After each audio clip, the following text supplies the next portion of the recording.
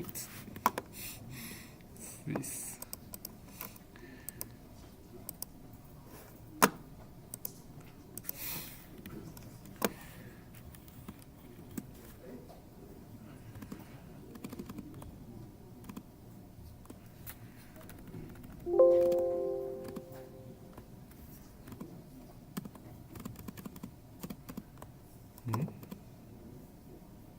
OBS.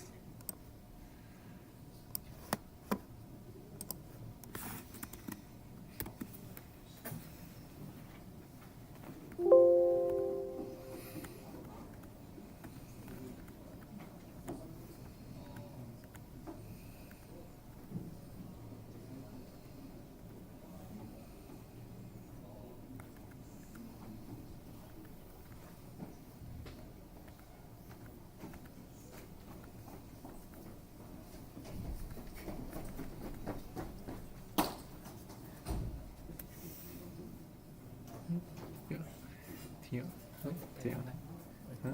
哦，是该当那个状况吗？还是我快上课了，等一下再讲吧。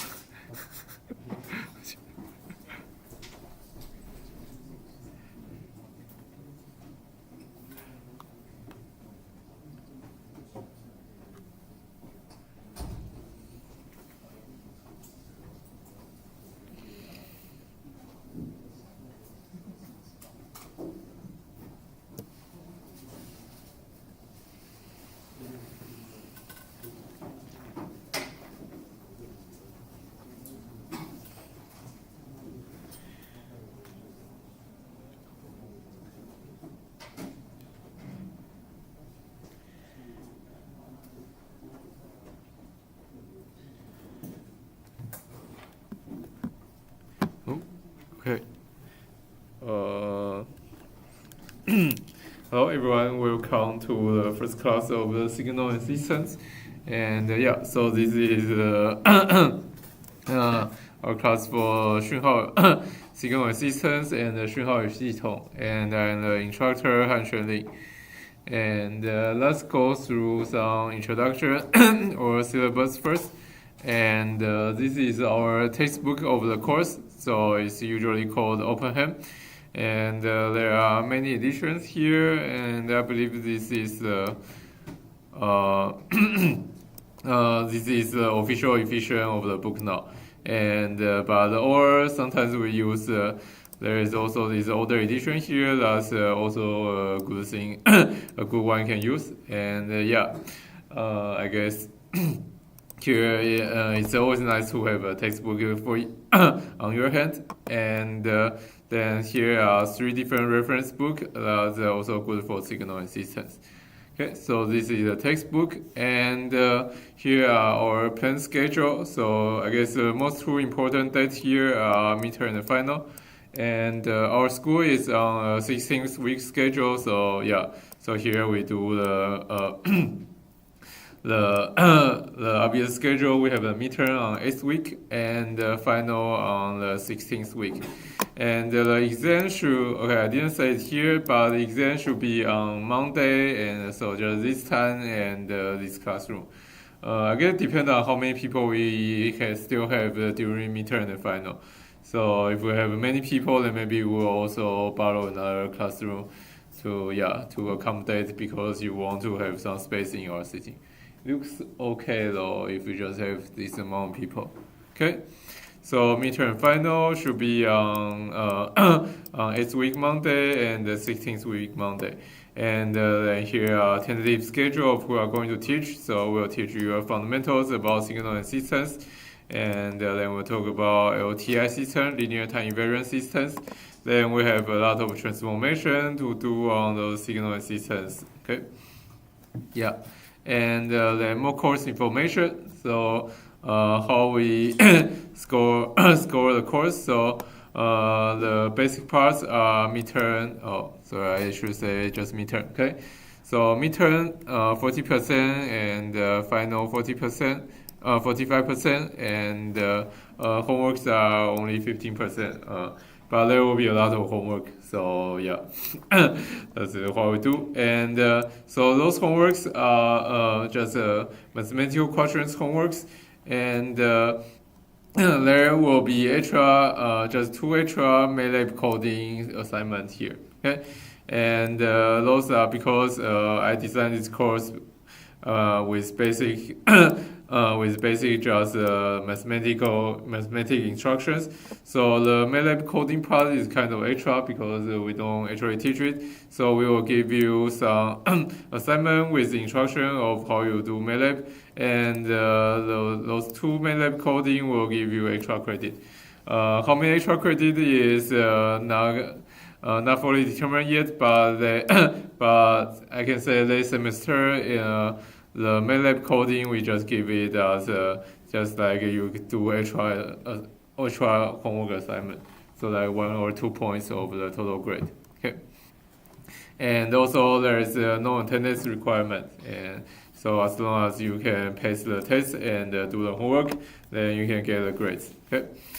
And okay, and the website we changed from this year. And this year we use e-class, and I think you can just go to e-class and search this course, or you can click on this. Okay, and so this is the e-class e-class website, and all the material should be here. And I guess the extra material there will be lecture videos on my school email channel. Okay, so this YouTube channel, or I think if you just search my name on YouTube, you should see that channel. It has every course I taught at NTHU here string there.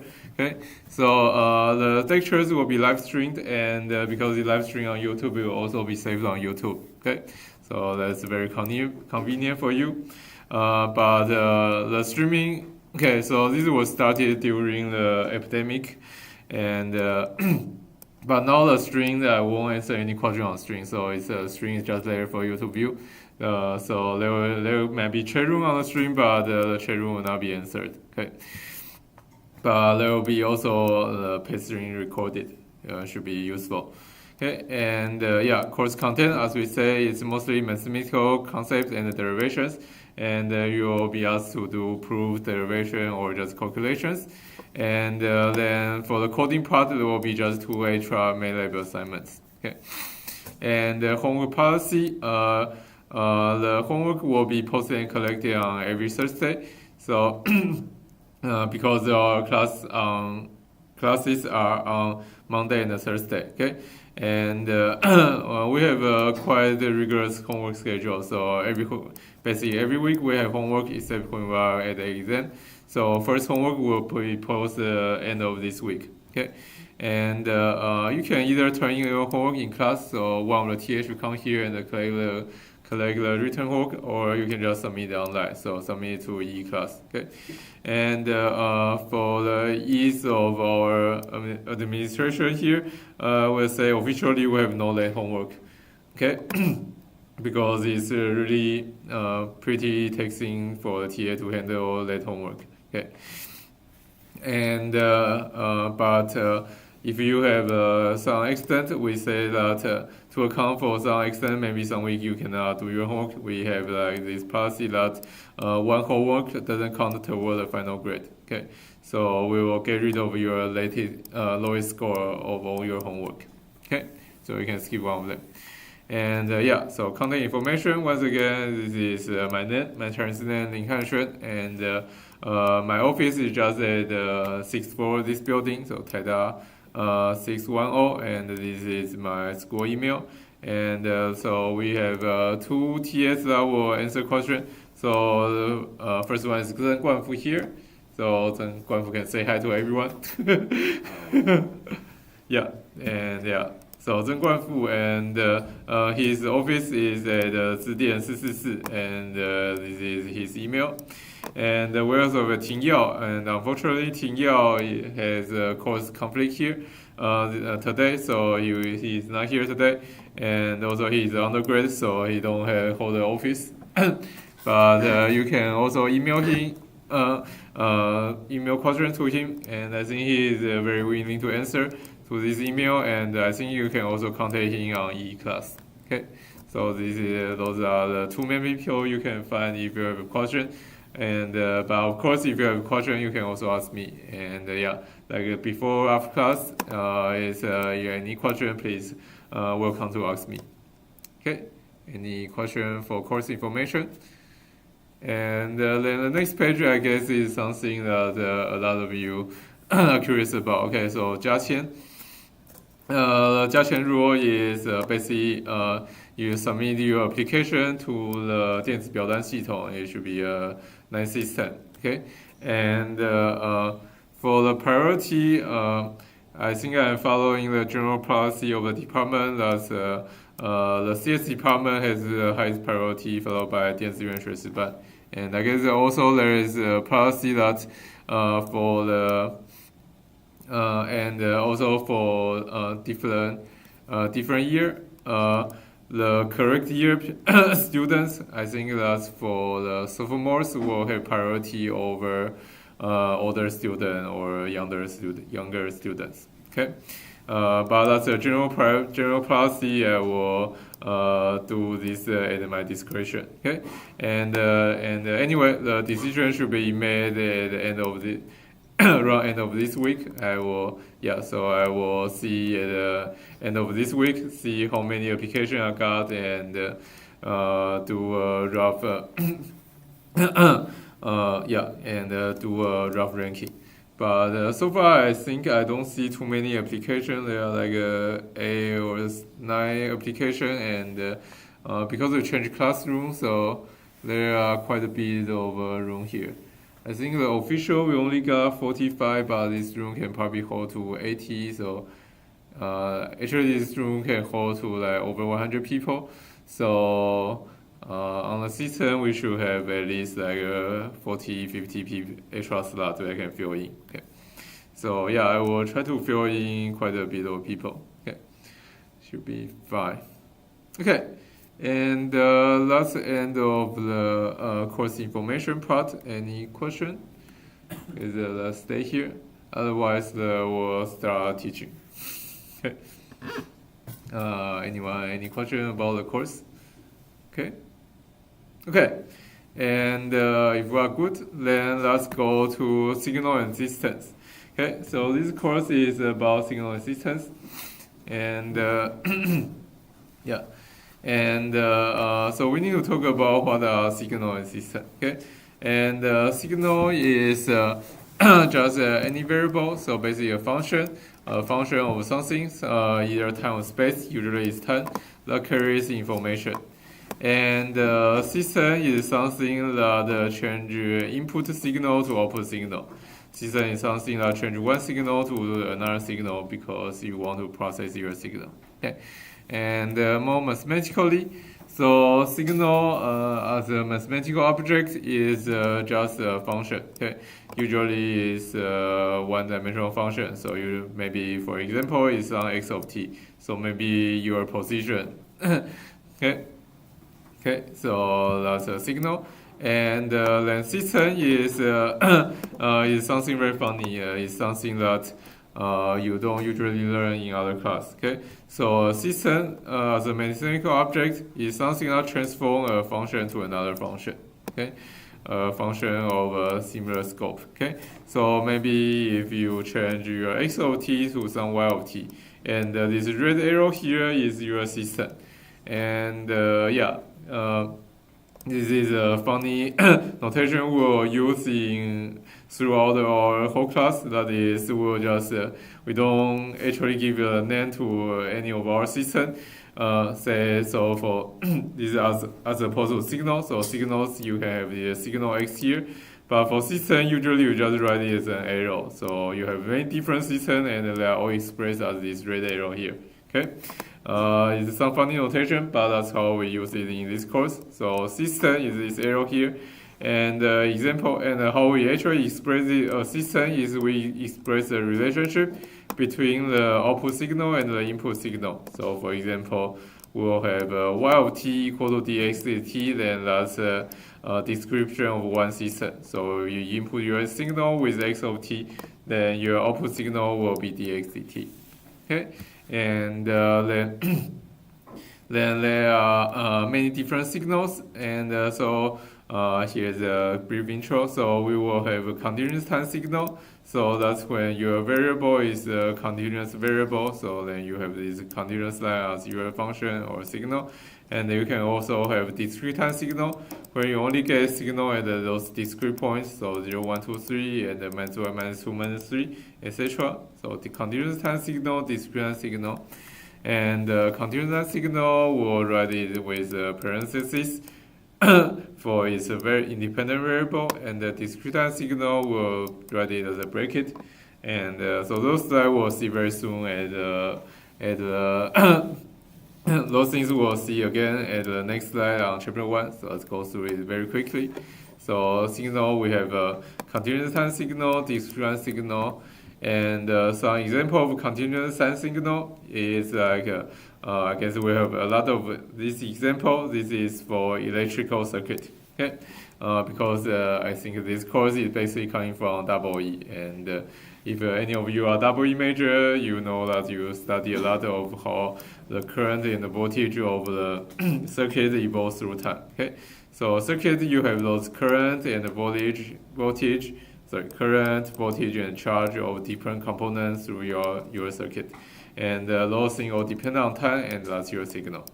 And also you can have your car, that's you can have a moving car, and you have a lot of signal of it. You have the location, velocity, acceleration, etc. That's like middle school physics, okay? And then yeah, you can also have your speech signal for your speech. So when you or I speak, just as I speak here, I will change the air pressure, and if you record the air pressure throughout time, then that's some continuous signal. Okay. And you can also have a discrete signal. So a lot of things we still store on our computer are discrete signal. So for example, we can store a black and white picture. Then each pixel here is a signal that with a different value. Okay, so different color value at each pixel, and this is a discrete signal. And you can also have more discrete signals. Say you have a stock market index, and every day you have different. This is actually weekly. So every week you have a different stock market index, and goes up down. That's some signal. And yeah, then you have okay, and you have more examples. So maybe you have color image and a digital video, and quick funny example of discrete signal is you can also get just discrete signal. You can also get a discrete signal from a continuous signal by doing sampling.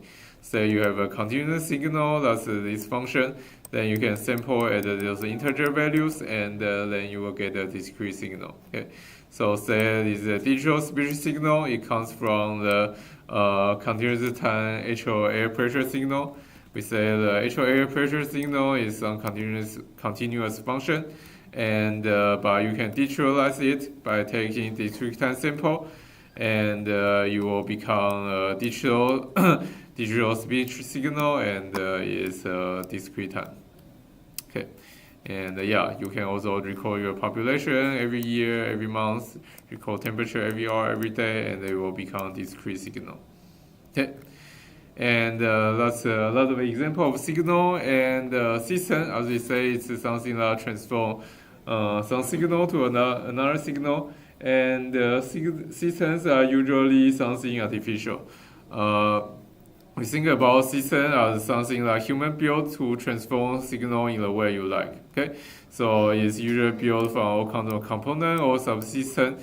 They connect together to perform some specific thing. Excuse me, to perform a specific function. So you want to do some signal processing on your for you. Okay, so for example, you have a very old system, the wireless telephone. You will take so you think about wireless telephone. You will take a speech signal, so you speak to it, and so you take air pressure signal, and you transform to this radio wave signal. Okay, so this is a system that transform your air pressure signal to radio frequency signal, And I guess this is the sending part, and you also have the receiving part that do the inversing, that will receive the radio wave signal and convert it back to your speech signal. Okay, so that's a wireless telephone system. And nowadays we have a very complicated signal. Say you have your credit card system that will take information on your credit card and send out some internet signal. And then we have a very complicated system, say this operating system that you have on your every computer and mobile device. You will take, say, you will take my mouse stroke here and do display on the screen here. So that's a very complex signal because you take a signal of my hand motion here and it outputs to this moving dot on the screen on the screen in front of you. Okay. So yeah, this whole bunch of electrical system can be all think of as excuse me, this whole bunch of these electronic devices are all built from very basic systems. Okay, and so that's the signal and the system, but and a lot of our course, if you look at the schedule before, talking about transformations, we have Fourier transformation, and Laplace transformations. And we want to do this because we want to analyze our system effectively. Because there are just a lot of different things system can do. You see, we have a very complicated system. And to analyze the system effectively, usually we want to do some transformation on information. So basically transformation of your signal. And here is a quick example of transformation of information. That is, say you start with two real number, x and y. And then you can do change of information by thinking about, instead of looking at x and y, you can look at the sum of x and y and the difference of x and y. You get a equal to x plus y, b equal to x minus y. And so instead of recording x, y, you can record a, b, and you see that you can always calculate a, b from x, y, and you can calculate x, y from a, b. And sometimes you just sometimes the information about a, b is more useful than information about x, y to analyze your system. Okay, and that's the idea of transformation. You change some information, set of information to another set of information that basically equivalent to each other. You can transform back and forth between each other, and then you will look at different domain to analyze your system. Okay, this is a very rough concept about transformation. And here is once again the structure of what we teach. So this is the structure of the textbook. There are a lot of basic concepts. So we have a signal and system, and then it's a linear time invariant system. The special kind of system will spend basically the whole class, most of the class to analyze. And then we have a different kind of a transformation. So we have those Fourier transformation and the Laplace transformation and the Z transformation. And we actually will talk about Fourier transformation in 4 different cases. So they will teach them for continuous periodic signal, continuous non-periodic signal, and discrete periodic signal, and discrete non-periodic signal. Okay, so that's a quick introduction of the course. No question, then let's go to slides for chapter 1. Okay, keep. Okay, let's see. Chapter 1. Oh, and here. Save.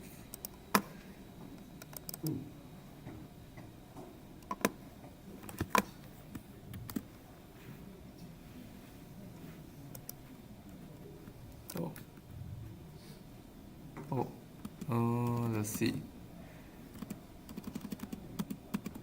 Okay. And yeah, that's back to chapter 1, and here is what we'll teach about in chapter 1. Okay, and first we'll talk once again about in more detail about continuous time and the discrete time signal, and then we will have transformation of independent variable. That's how some transformation you can do on your signals. And then we'll talk about those exponential and sinusoidal signals that those two special kind of signal will be very useful throughout the whole course. And then we talk about the unit impulse and unit step function. That will be useful later. Okay, this is kind of unrelated to other parts, but they are very useful. Okay, and then we'll talk about systems, continuous time and discrete time systems, corresponding to continuous time and discrete time signals. And then we'll talk about some basic system properties that we'll be looking into. Okay, and yeah, so once again, what are signal and what are system? Signal is a variable that carries information. It's basically a function of time and space, and usually it's a function of time. So for example, x of t. And the system, that is the red arrow here, that transform from one signal to another signal. So you can put any input signal to it, and it will give you an output signal. Okay, so it's a functions functions system. Okay, and yeah, so once again we have this continuous time and discrete time signals. So continuous time signal means that the time variable here, this t here, is continuous. So t here is any real value. This is real line t, continuous time signal. And then we also have discrete time signal. Then here instead of t, we have this discrete n here. Okay. And so for for our notation, as we said before, continuous time signal. So this is something you need to remember. This is just notation, but you should remember. So if we have these parentheses around your variable here, then your signal is a continuous time signal. Okay. Yeah. And also usually it's t inside. And for discrete time signal, excuse me.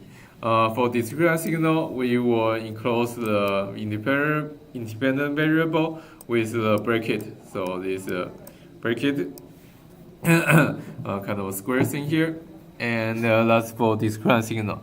And usually we'll also write the independent variable with n here. Okay, so continuous time, discrete time. Continuous time parentheses with t, and discrete time bracket with n. And but this t and n here are not part of notation. It's just convention. But the parentheses and the bracket will told you is continuous time or discrete time. And another convention we said here is very important, is that discrete signal always have integer valued independent variable. So this n here can only take integer values, so it means that it's 0, 1, 2, 3, 4, 5, and -1, -2, -3, -4, -5. It's just how we define things. Okay, so discrete signal, they always have those independent variable taking point at the integer value. So the spacing here is always 1. So it's 0 from 1, the spacing is 1, 1 to 2, spacing is 1. Okay, that's how we define our discrete time signal. Okay, so continuous time signal, discrete time signal.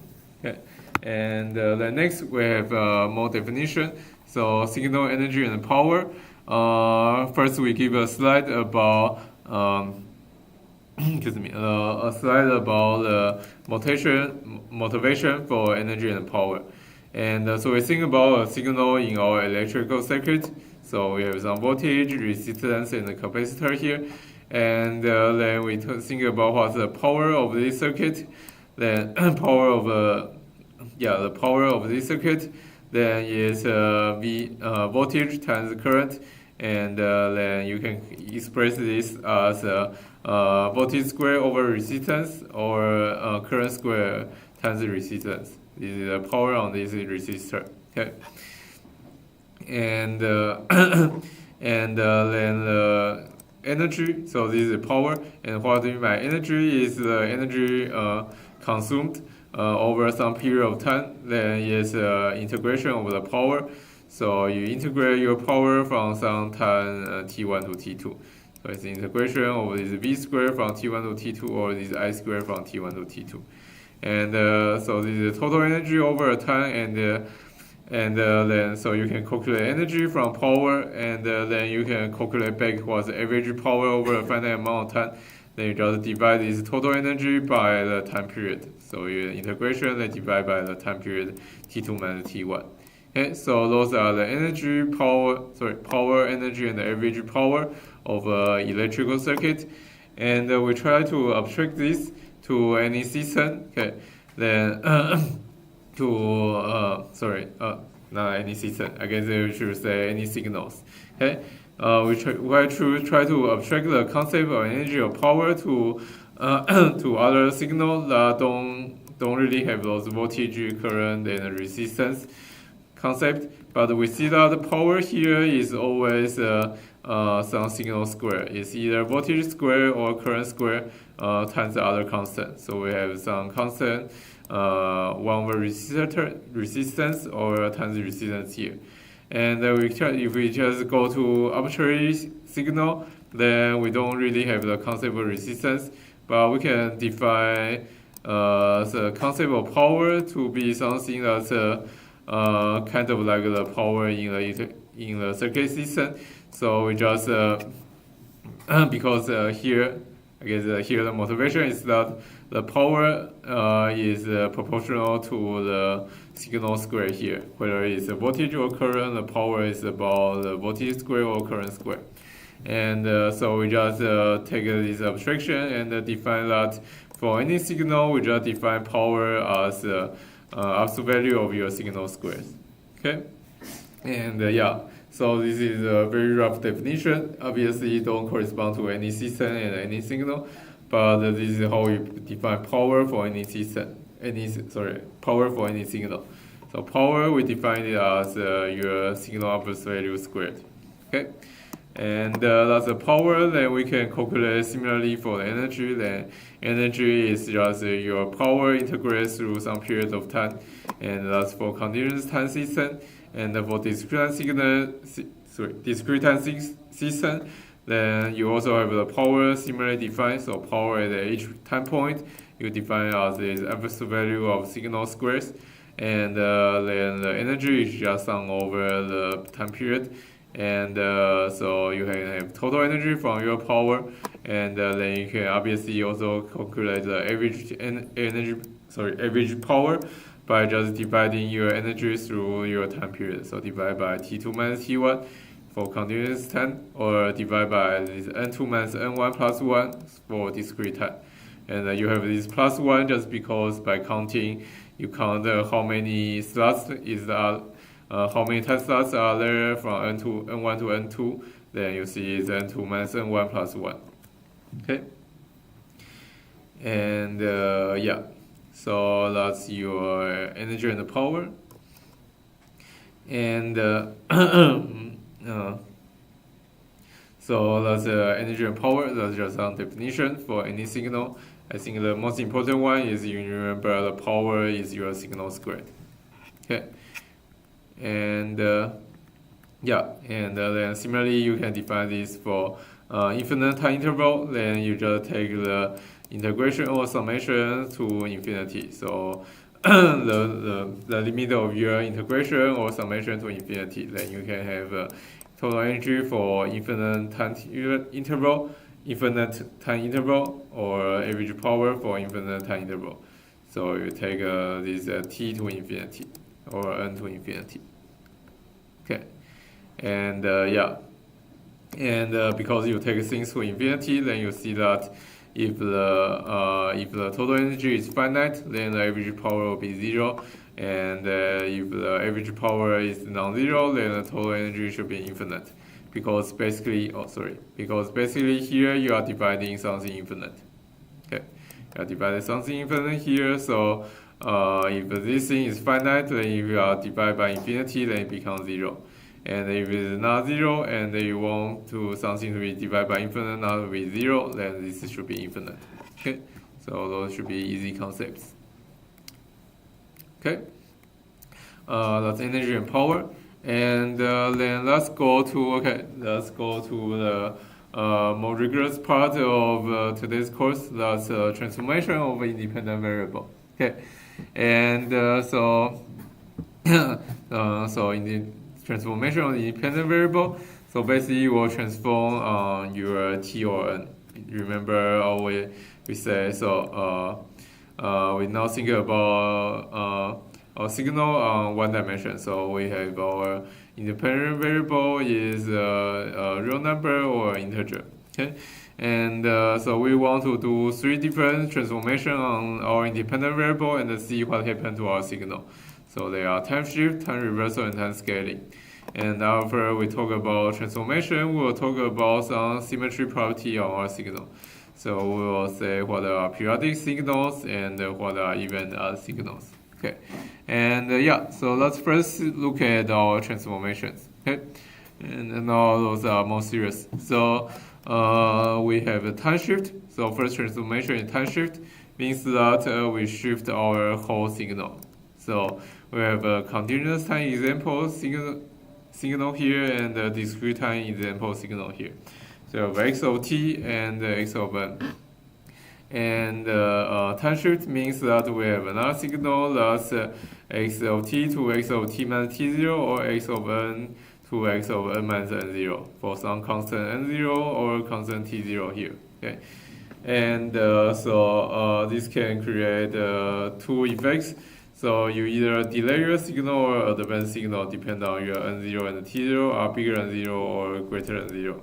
Sorry, bigger than 0 or less than 0, smaller than 0. Okay, if your n0 is greater than 0, then you see your signal is delayed.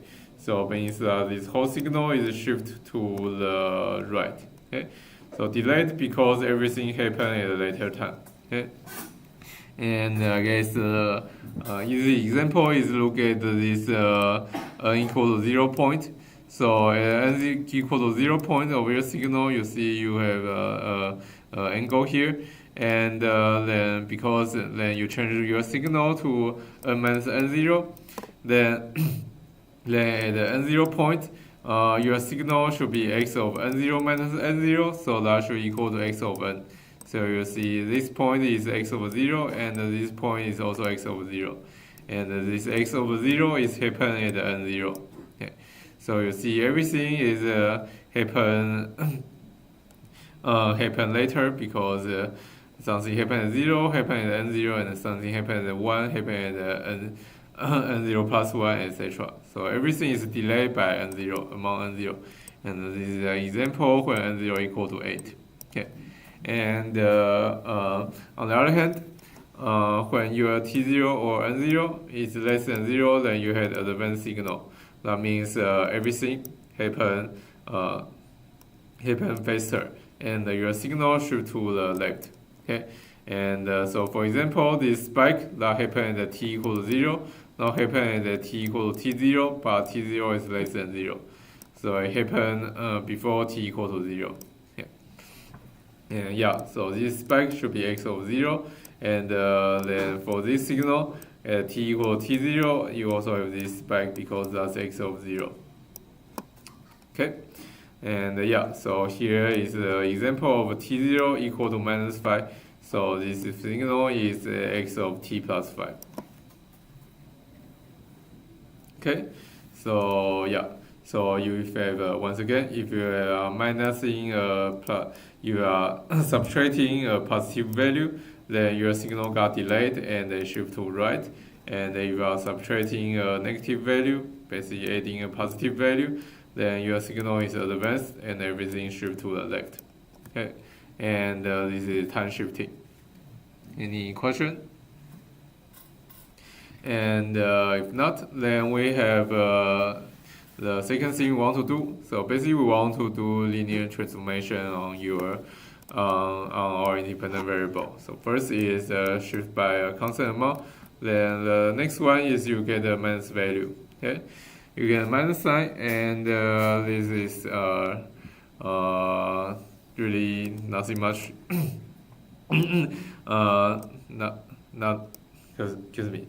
Not much variation happen here. So if you get a minus sign, then basically you flip your signal left to right along this n equal to 0 or t equal to 0 sign. Because whatever will happen at the negative time now happen at the positive time Whatever happen at the positive time, now happen at negative time because you add a negative sign here. Okay, so your discrete signal, you split around n equals 0, and you have continuous signal, you split around t equals 0 when you add this minus sign. Okay, so x of n, x of minus n, x of t, x of minus t. And then the more tricky one is time scaling.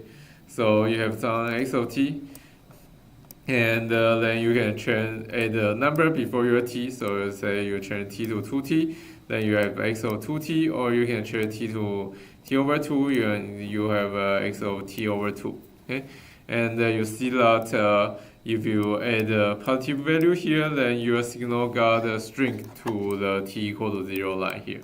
Okay, we can check a little bit here. Is because say you think about this point was x of 1, x of 1 becomes 0. Then you see that x of 1/2 then becomes 0 because when t equals to 1/2, you have x of 2 times 1/2, then this is 1. Then you have x of 1 at t equals to 1/2 here. Okay, so you see you multiply by greater than 1 value, then your signal got compressed. And similarly, so this was x of 1, and now at t equal to 2, then you have x of 2 over 2 equal to x of 1. Okay. So when you divide t by some value, by some, I guess you multiply t by some value less than 1, then you get your signal stretch out. And you see there's a symmetry between this example and the previous example, that is, we only have a continuous time system here. Okay. Sorry, continuous time signal here. And that's because it's hard to define discrete time scaling for discrete time case. Later we'll still do this with some yeah, later on, of course, we'll still do something similar to this, but for now, we just say time scaling is not defined for discrete case. That's because, remember, we say for discrete case, we'll always take the discrete point to be integer values, okay? And so when you, so say here, you remember all those slots have an integer spacing, so the spacing are 1. And but if you want to compress and stretch your signal, then your spacing will also be compressed and stretched. But that's not allowed. You want to compress and stretch to another discrete time signal, but then you will get mismatch. And then in particular, so say if you want to define time scaling for x of kn, if k is not the integer, then there will be a lot of n where x of kn is not defined. So say you have some discrete signal x of n, and you want to define x of n over 2, then you see that for n equal to 1, so x of n over 2, basically you want to stretch out the signal. And but you see that when you want to stretch out a signal, then for n equal to 1, you want the signal should be x over 1 over 2. But the x of 1 over 2 was not defined for your x of n because x was only defined on integer value. And so you see a problem for discrete signal.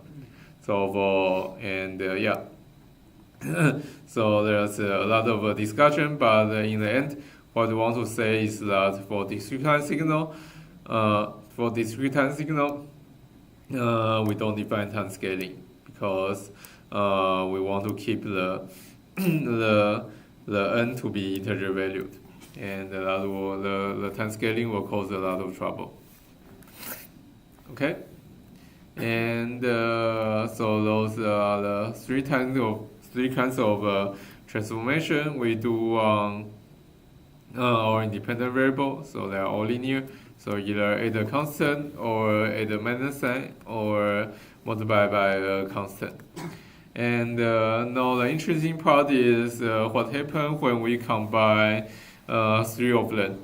And say we have example, and those kind of quadrant you will get a lot in your homework and also in the exam. Okay?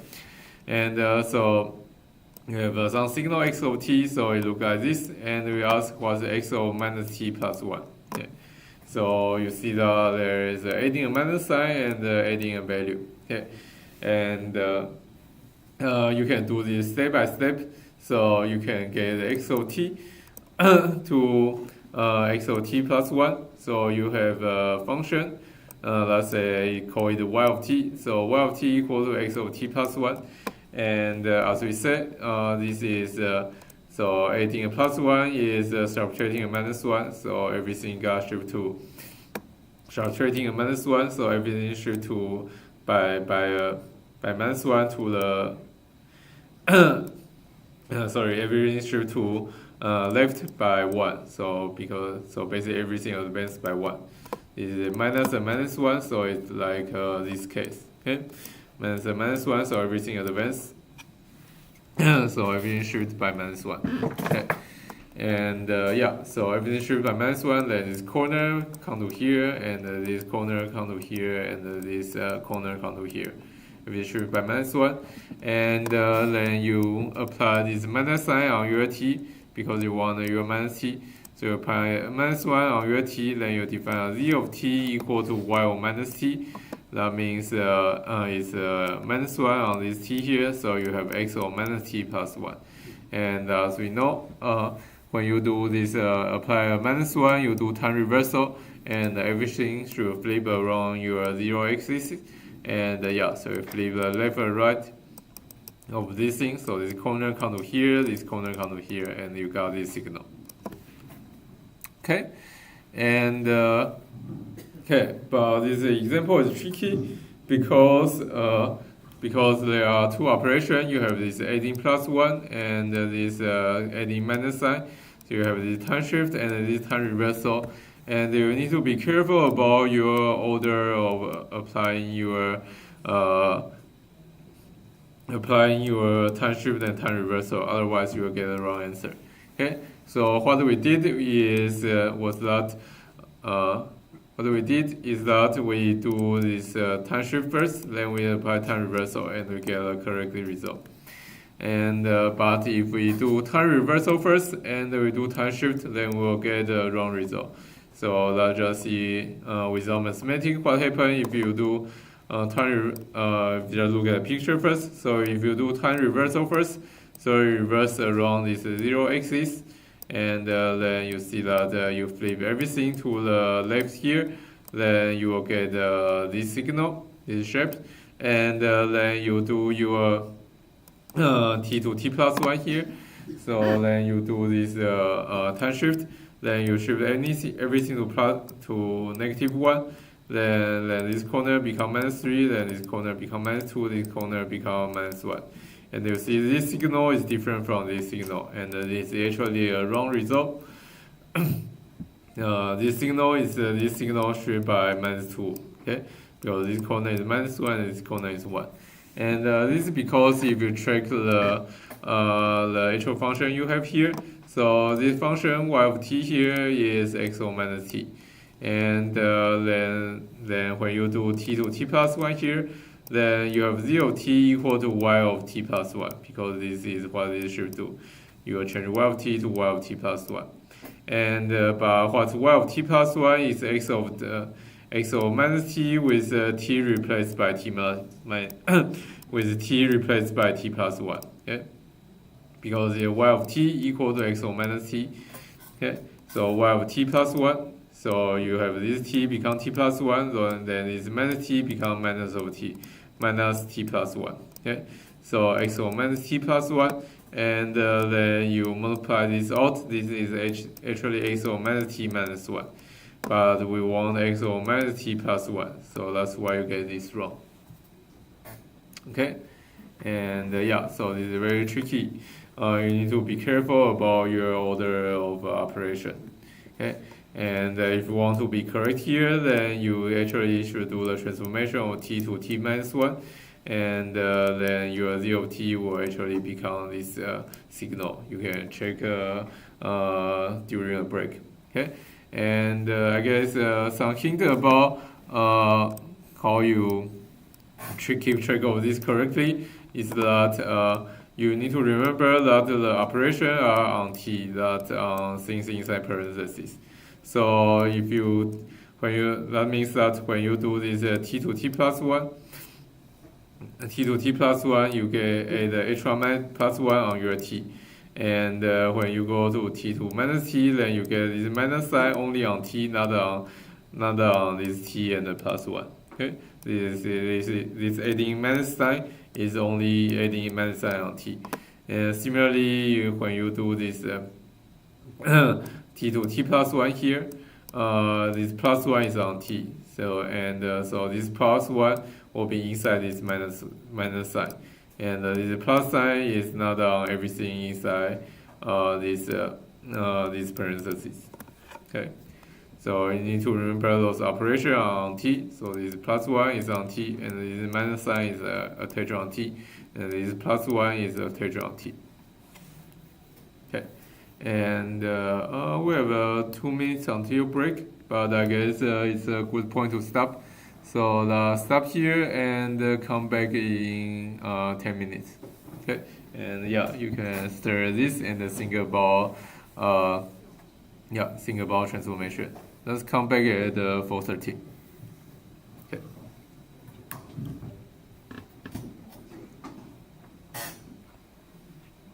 Yeah.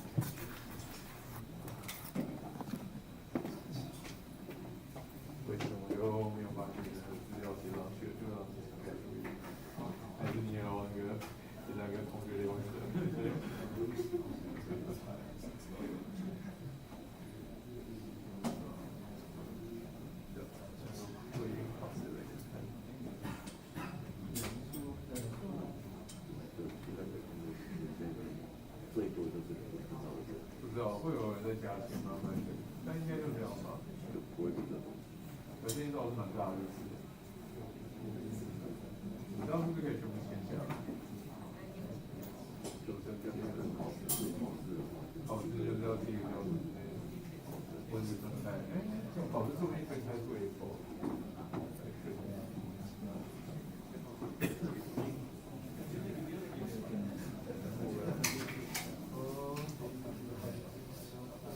我还是把微信加到这个群组里面，加一下。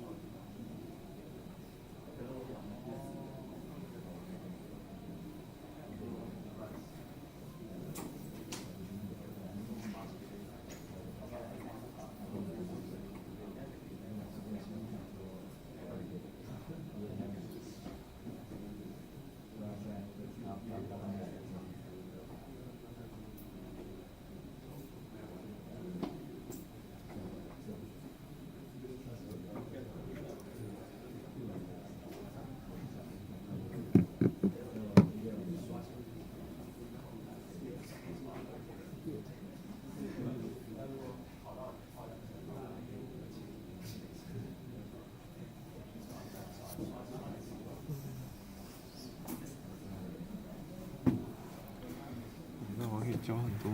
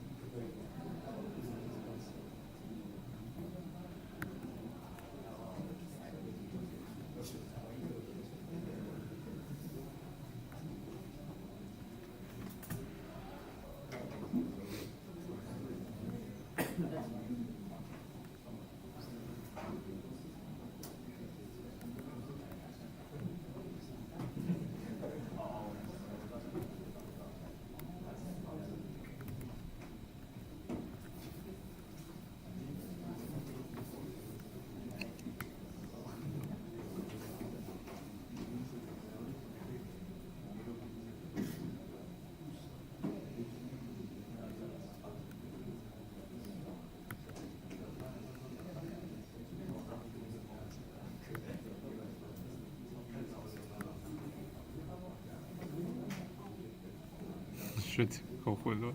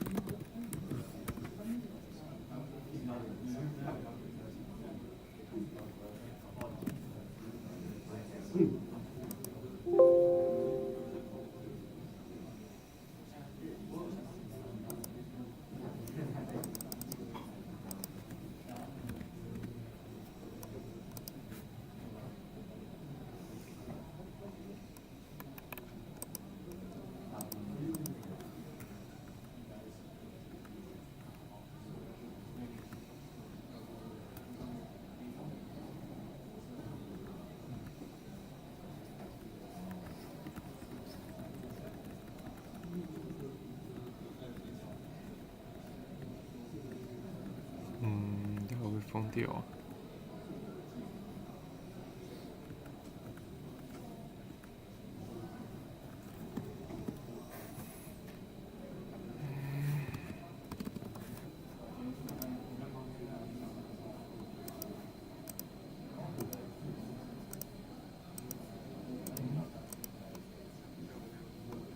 ？Good.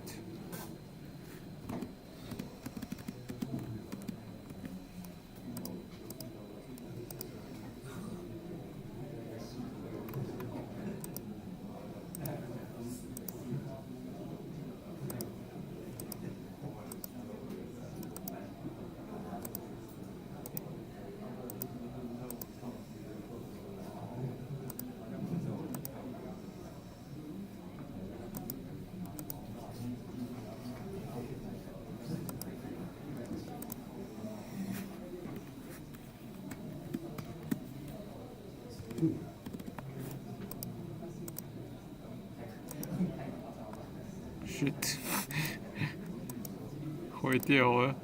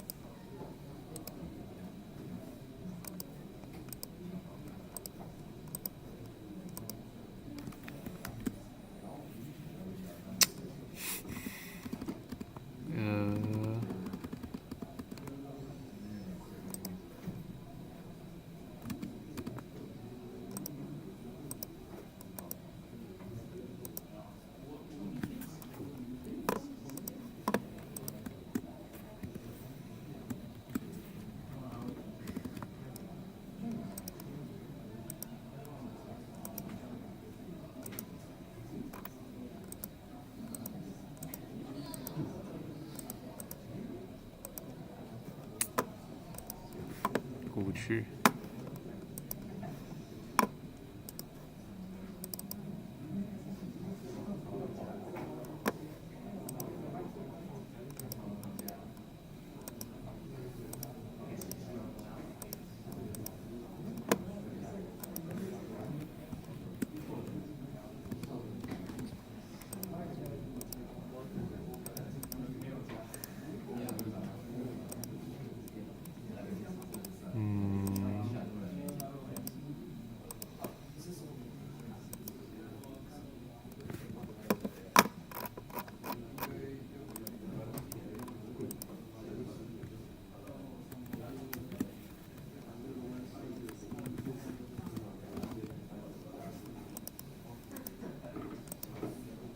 Okay.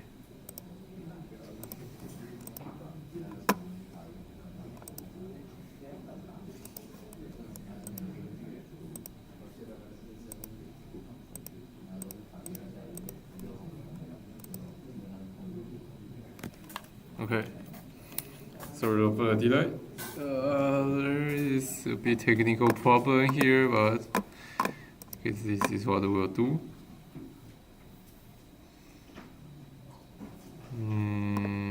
Okay. Video recording will be a bit dumb.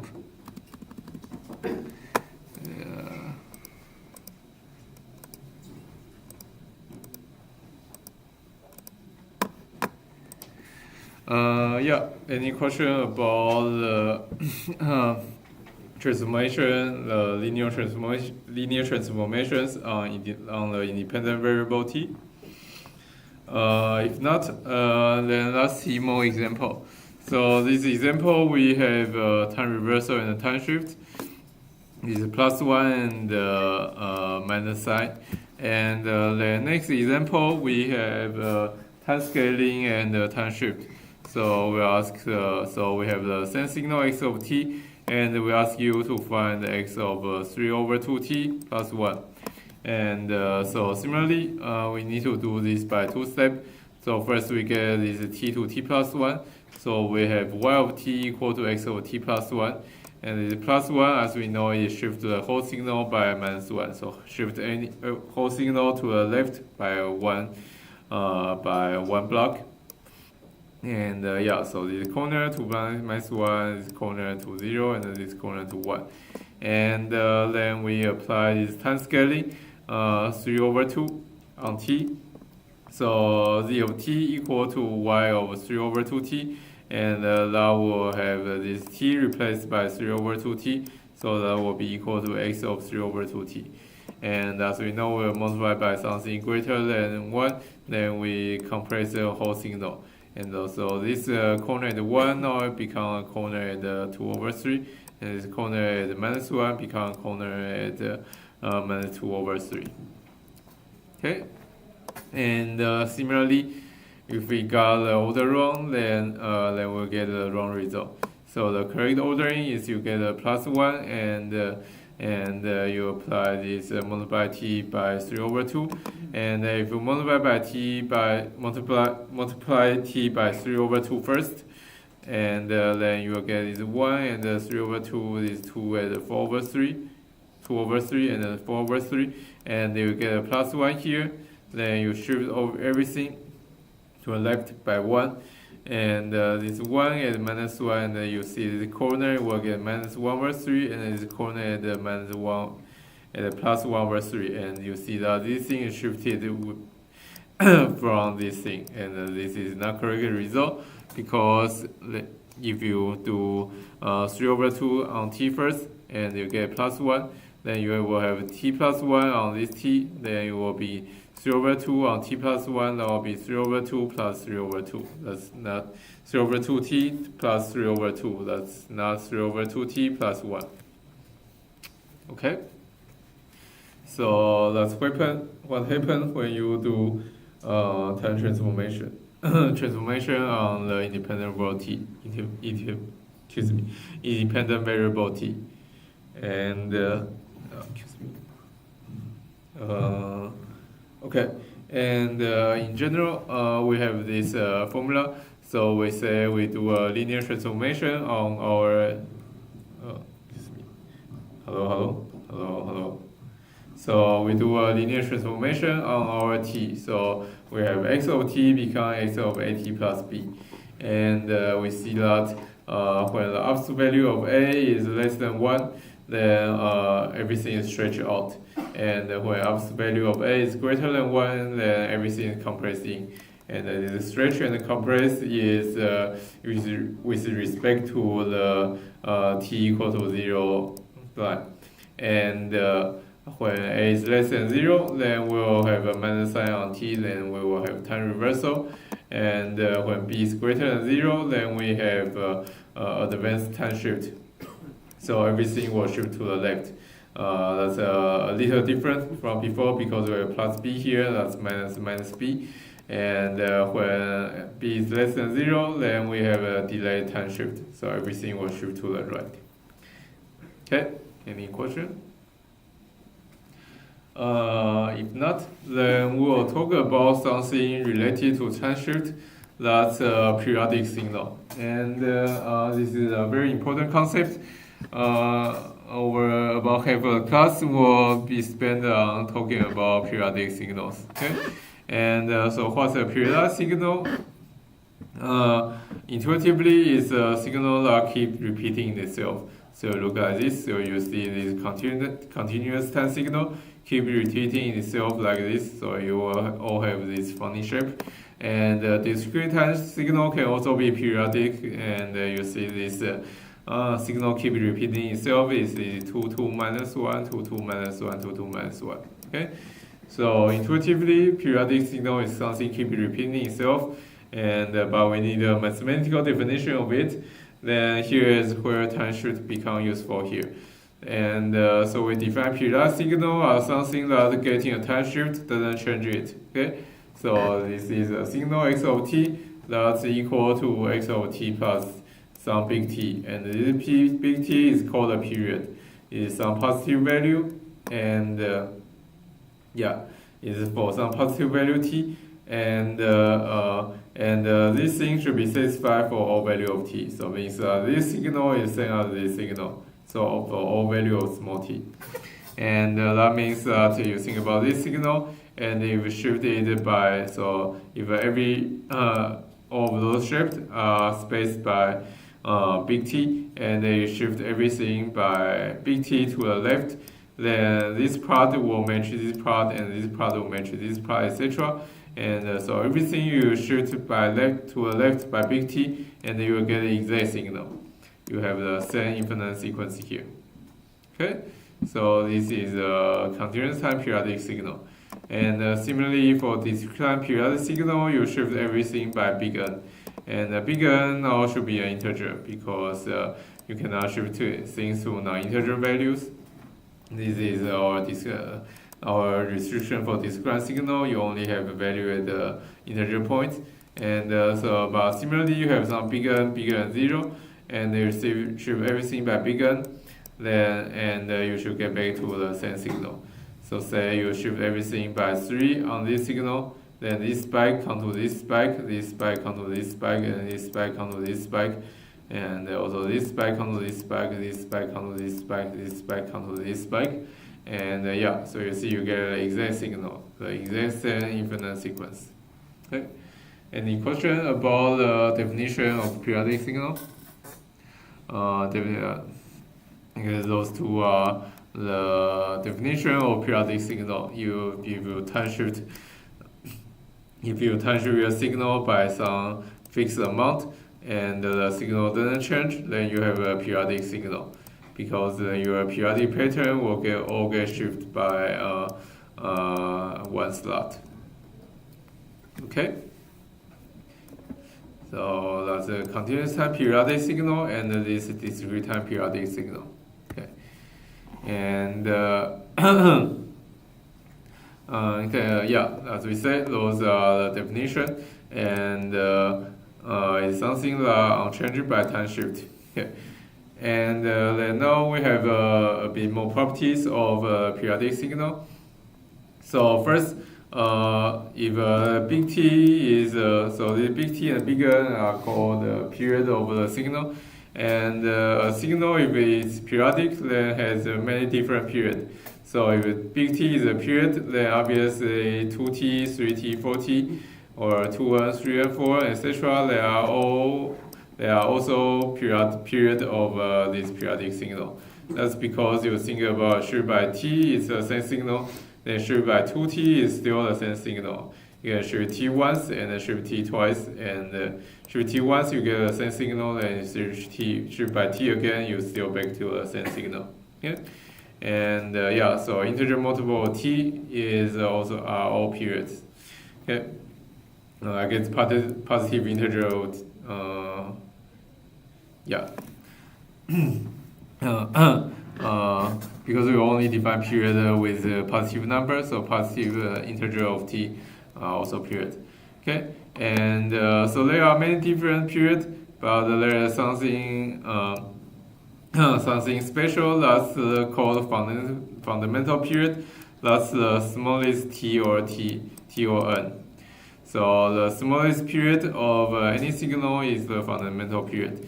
And intuitively from this picture, you can see the fundamental period is the big T here. Because if you shift by a smaller amount, you will not get a matching signal. And the fundamental period here will be n equal to 3. Okay, so I guess let's talk about this signal here. So the fundamental period here is 3. And then you can also shift by 6, 9, 12, etc. They are also period.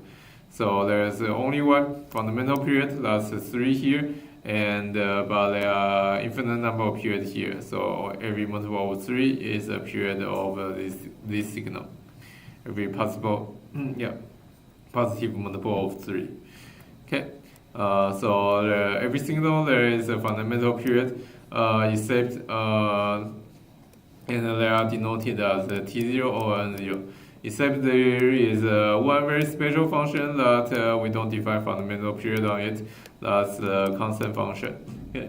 And yeah, so constant function is kind of funny. You don't have a fundamental period, and it's this function. So the constant function look like this. So say x of t equal to 1, then it's just a straight line, and you can shift it by any amount, and it still look like the straight line here.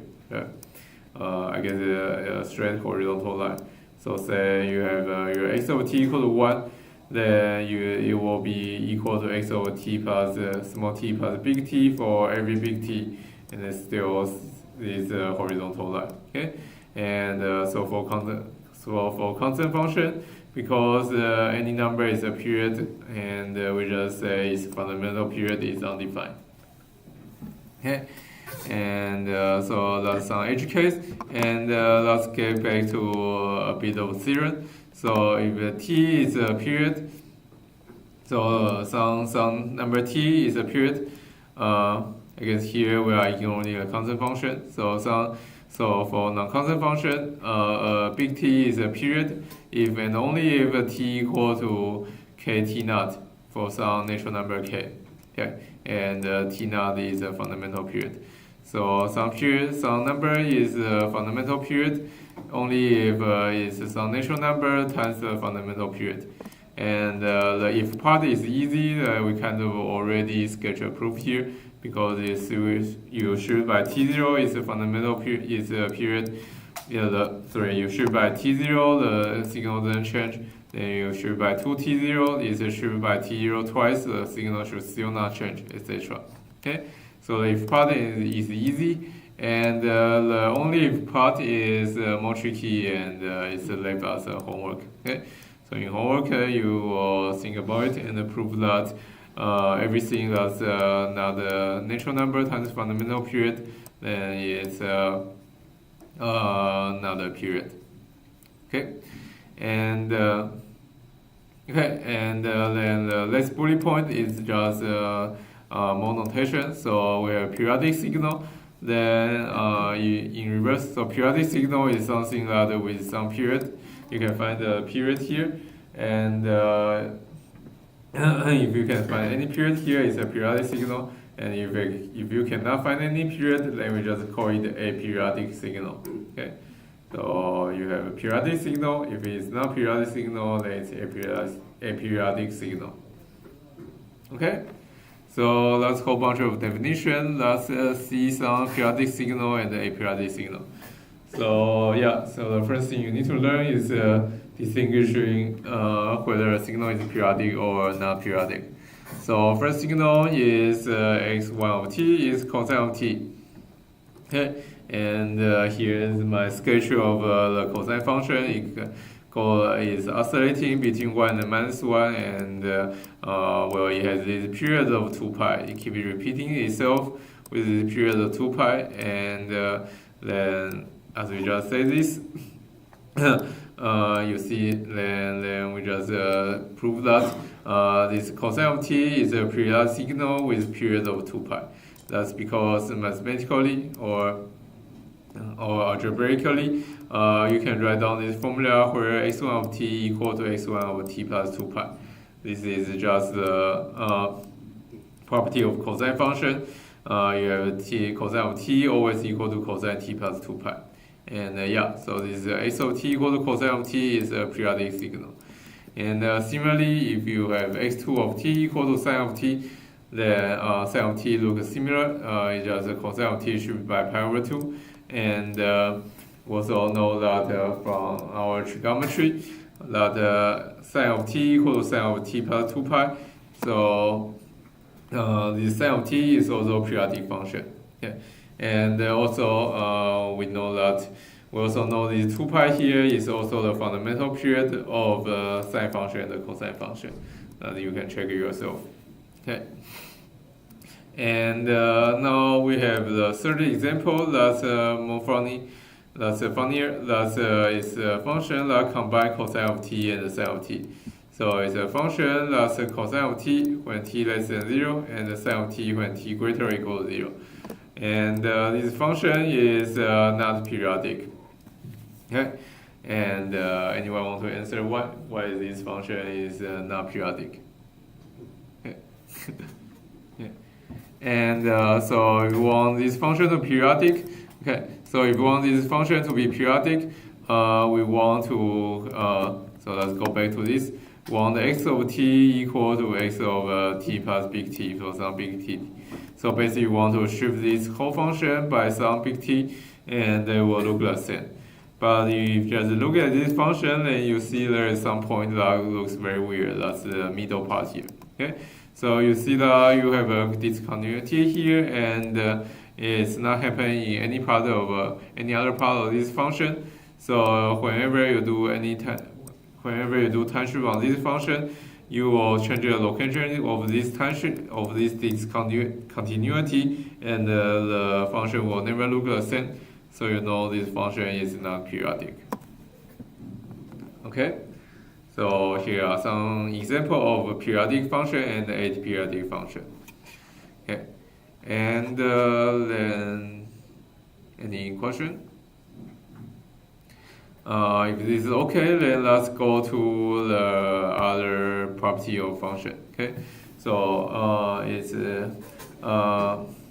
It's also a property that we'll use in later part of the course, but I guess it's a bit less emphasized than the periodicity. Okay, so for periodic function, it's a property related to time shift, and now we have two properties related to time reversal. That's even and odd function, and I think we can show even and odd very intuitively by two pictures here. So this is what happens. So even the odd are basically talking about what happens when you do time reversal on a signal.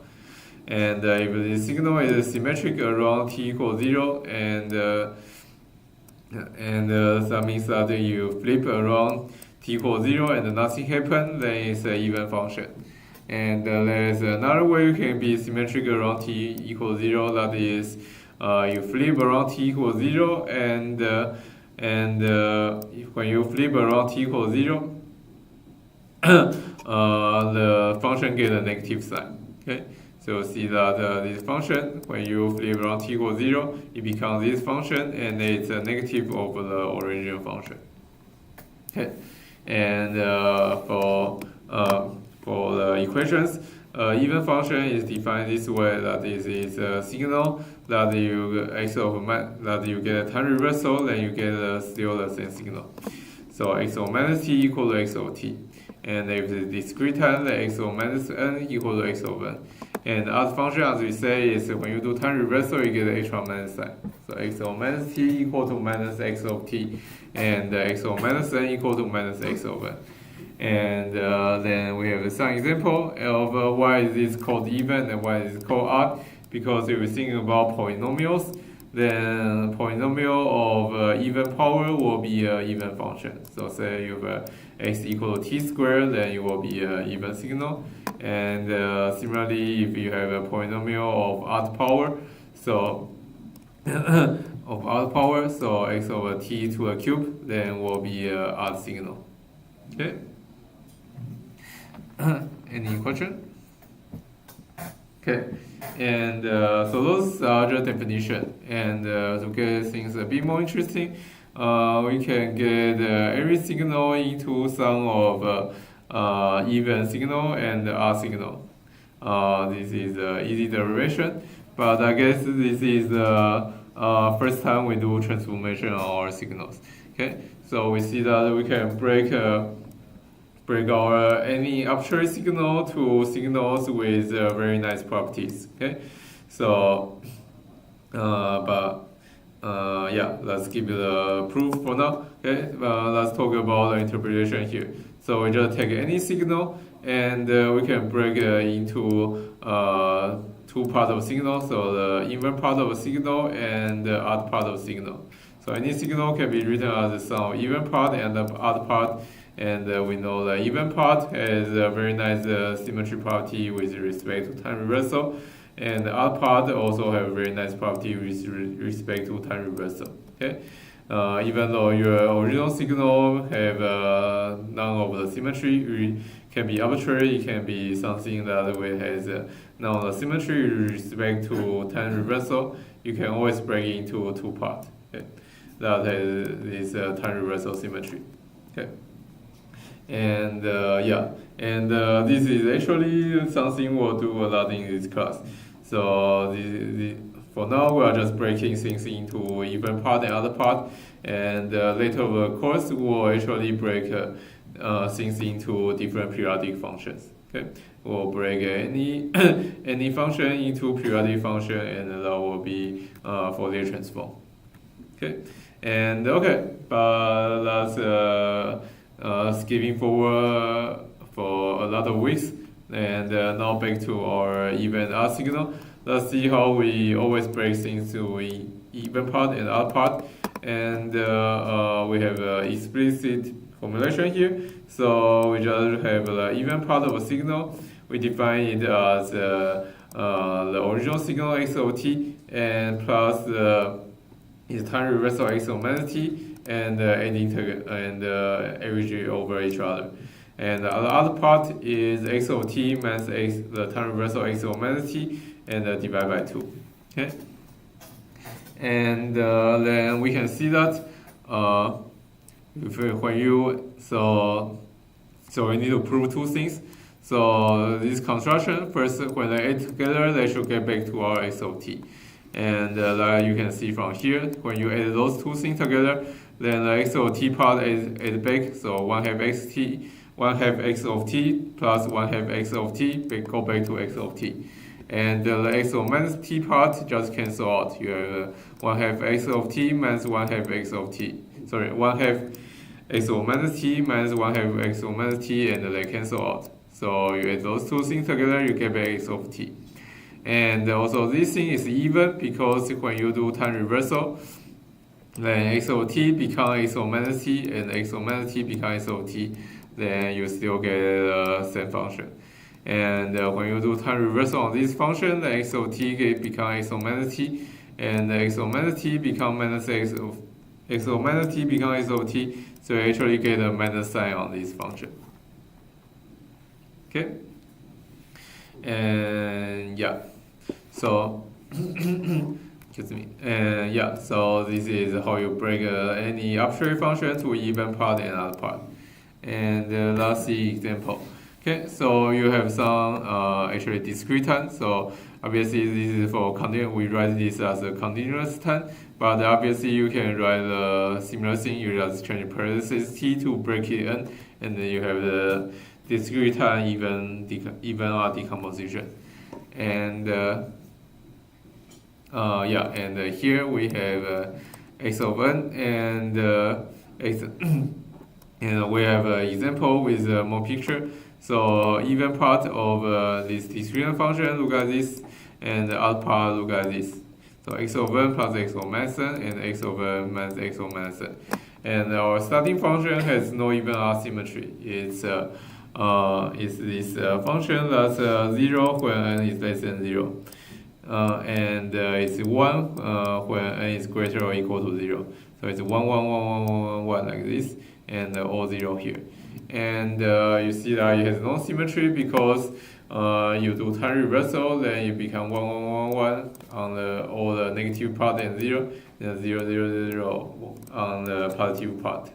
Okay, so this thing has no symmetry with respect to time reversal, but you can get even part and odd part of it. So even part is this thing plus this thing divided by 2. So it's 1/2 on the negative part, 1/2 on the negative part, and 1 on 0. Because only on 0 you have 1 plus 1 equal 2 divided by 2 equal to 1. And then you have the other part, that's this thing minus this thing divided by 2. Then it's 0 on the 0, and 1/2 on the plus 1, and negative 1/2 on the negative 1. So you can check it yourself that this thing is even because you do time reversal here, it doesn't change, and this thing is odd, you do time reversal, you get negative sign. And this thing plus this thing go back to this thing, because on negative part, this plus 1/2 and minus 1/2 cancel out, and on the 0, you have 1 plus 0 equal to 1, and on the positive part, you have 1/2 plus 1/2 equal to 1. Okay, any question about even and odd function? Okay, if not, I guess let's try to be a bit quicker because we cut out 1 week around chapter 1 and chapter 2, so I just to 16th week. So let's, if there's no question, then let's keep going to next topic. Okay, and next topic, and but I guess yeah, so no question. So then let's go to next topic. And now we'll talk about actually things more related to a bit more related to periodic signals, okay? But also a bit of a complex analysis, okay? So we'll talk about exponential and sinusoidal signals. Yeah, so those are two signals that are very special and important. So sinusoidal signals will be the cornerstone of our actually never mind. Yeah, sorry. Yeah, so the exponential, complex exponential, and the sinusoidal signals will be the cornerstone of our analysis of a periodic signal, because there are some particular kind of very pure periodic signal. But first, let's get a review of complex number and the complex plane. Okay. So review of complex number. So every complex number can be represented as a dot on the complex plane. So complex plane have those two axes, the real axis and the imaginary axis. And we write the complex number. So we have two ways to express a complex number.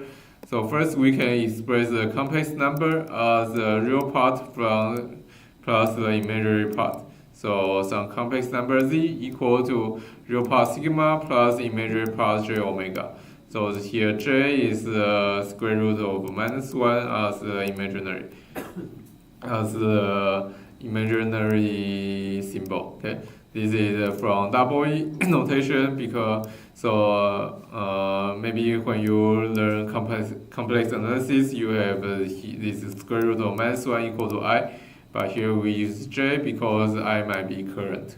Okay, so anyway, so this is a complex number. It has a real part and imaginary part, and imaginary part has this j equal to j equal to square root of -1 in front.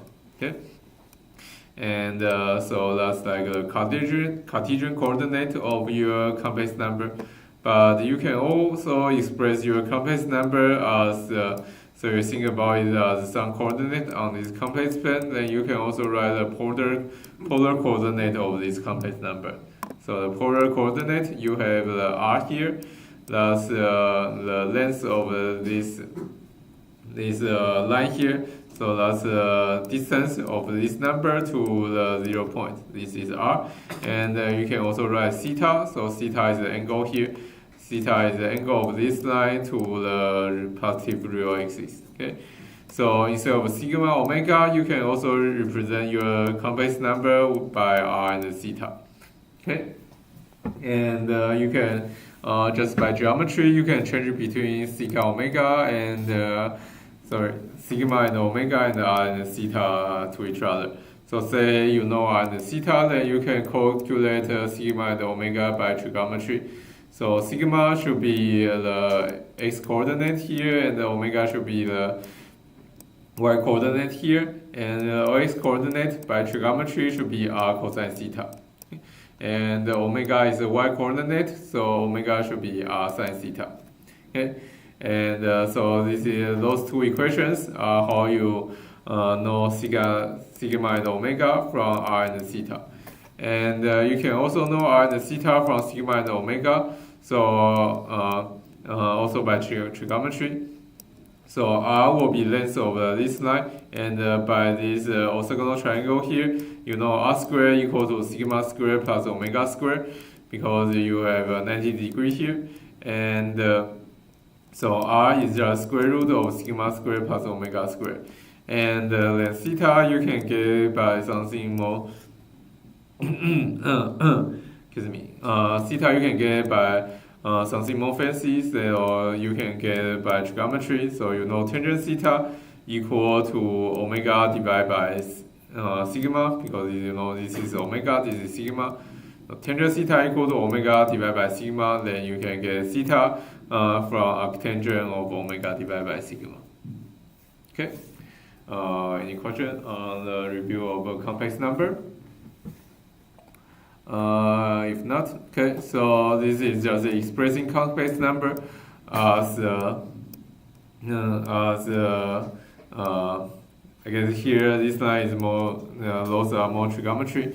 We have a complex number here, z equal to sigma plus j omega, and we can also express sigma and omega with r and theta. Okay, and now we talk about something other, that's the Euler's relation. Okay, and so we can express z very completely with this sigma plus j omega, and with r and theta, there is also actually also a way to express this complex number z. That is z equal to r times e to the j theta. Okay, so these are very important here. So z equal to r times j theta. If you want to express z as a polar coordinate. Okay. So if z has two expressions, you have sigma plus j omega, basically the Cartesian coordinate of this complex number, and you can also express z with polar coordinate, and then z will equal to r times e to the j theta.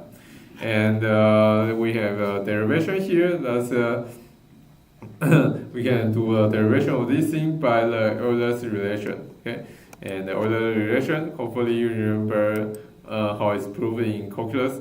But even if you don't remember the proof, you should always remember this relation. Okay, so Euler's relation says that e to the j theta equal to cosine theta plus j sine theta for every theta. And remember here j is square root of -1. Okay, so equal to j theta equal to cosine theta plus j sine theta.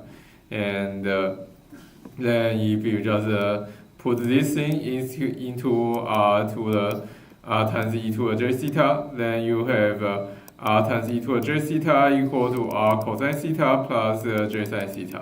Okay, and then from the geometry we calculated before, we know that r cosine theta equal to sigma and r j sine theta equal to omega. R j sine theta equal to j omega. Okay, so Euler's relation help us prove that r times e to the j theta equal to sigma plus j omega. Okay, so we have this nice nice compact expression of our complex number. Okay, and so that's Euler's relation. And actually, there is something very useful we will also do, although it don't have an official name, so I name it the reverse Euler relation.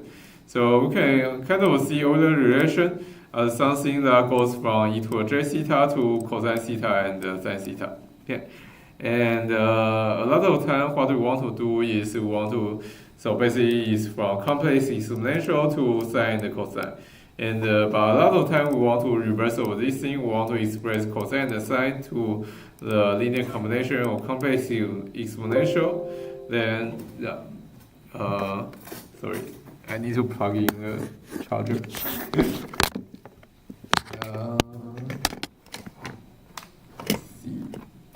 Yeah.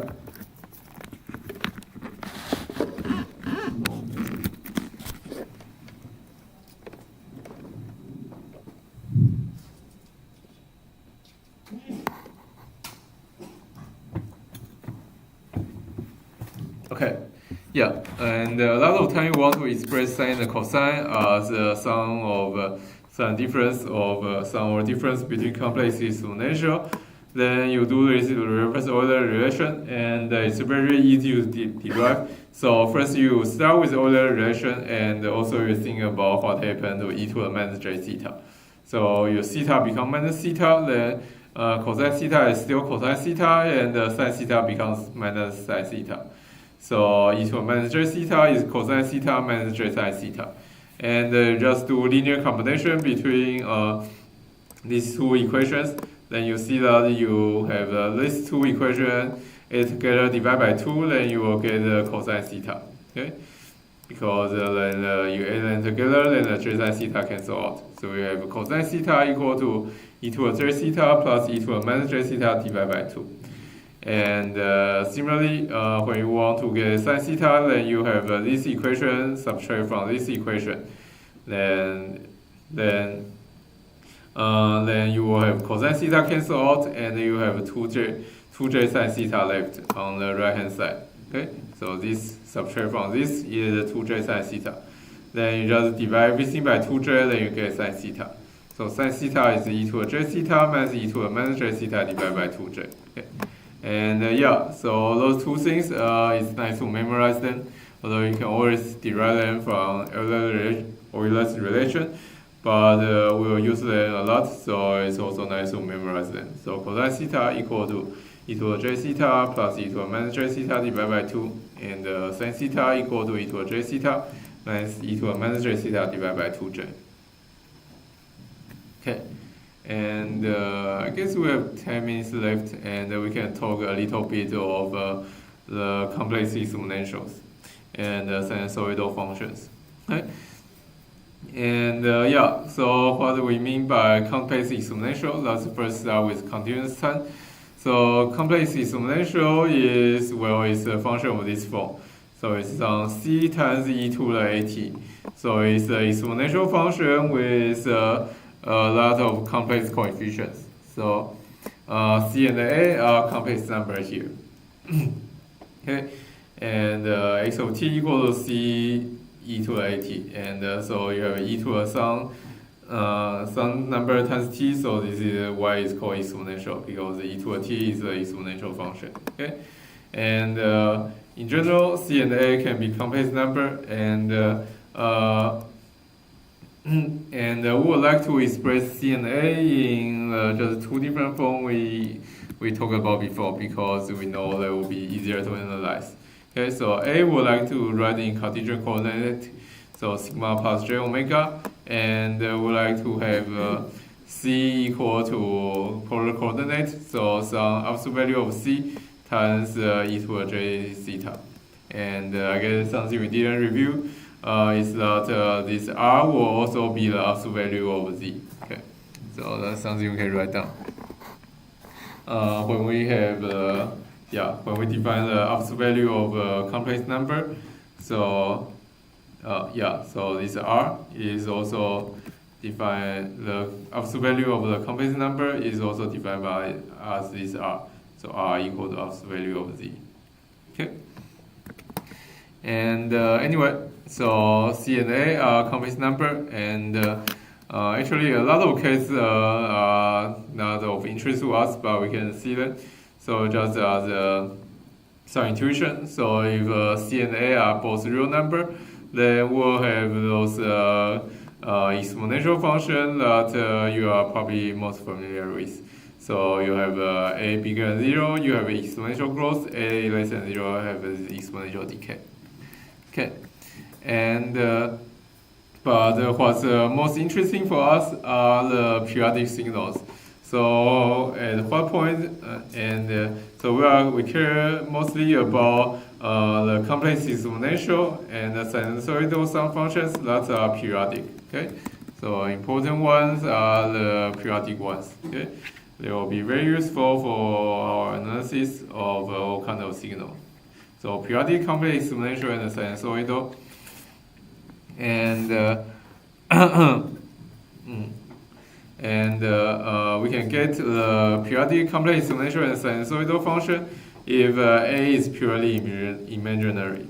Okay, so here we see that if a is real, then we have those growing or decaying function. But if a is purely imaginary, we actually get a periodic function.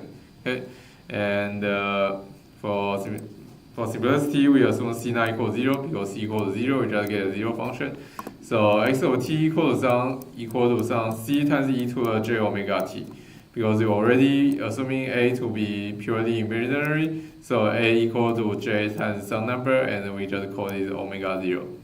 Okay, and we claim that x of t, any x of t of this form, where c is any complex number, and omega naught is any real number, and this is a periodic function.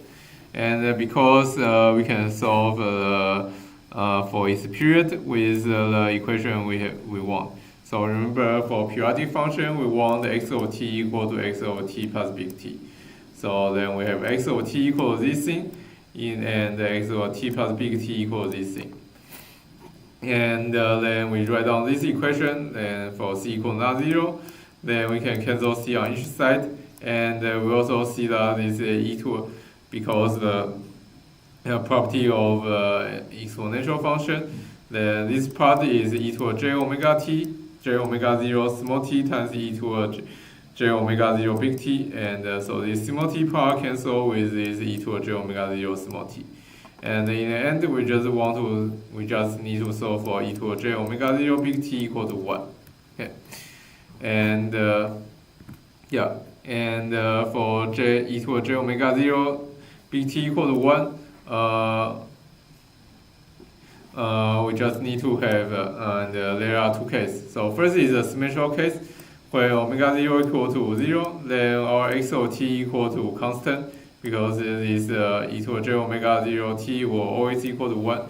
And then we back to this singular case where XOT is just a constant function, and any big T will be period. Okay, and so this is a symmetrical case. And for the general case, when omega 0 not equal to 0, then we can actually get the fundamental period. So the fundamental period is smallest t0 such that e to the j omega t equal to 1. And this will happen when e to the j omega, when this omega 0 big T equal to 2 pi. This is because e to the 2 pi j equal to 1. Okay, I guess we should express this point more carefully back to here, right? So we think about this complex plane, and now we have this basic function. We think about this function as a big T is some point on this unit circle, right?